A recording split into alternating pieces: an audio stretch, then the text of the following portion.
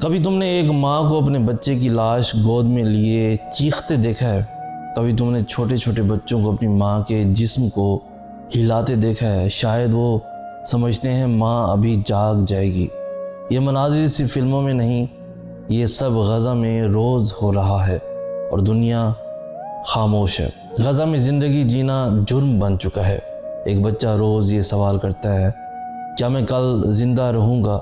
نہ دوا ہے، نہ پانی، نہ کھانا، نہ بجلی، صرف ایک چیز ہے، خوف، ہر لمحے کا، ہر سانس کا، ہر دن کا۔ لیکن پھر بھی وہ بچے اسکول کے بیگ سنبھالے ملبے پر چلتے ہیں، مائیں بے بسی سے دعائیں مانگتی ہیں اور باپ صرف ایک کام کرتے ہیں، اپنے خاندان کو دفن کرنا۔ ہم اتنے بے حس کب ہو گئے؟ ایک قوم صرف اس لیے مٹائی جا رہی ہے کہ وہ زندہ رہنا چاہتے ہیں۔ تمہاری ایک مدد کسی کی زندگی بچا سکتی ہے۔ آؤ غزہ کے لیے اٹھو، اپنے حصے کا دیا جلاؤ، کچھ بھی، جتنا بھی ہو سکے ان کے لیے امداد کرو۔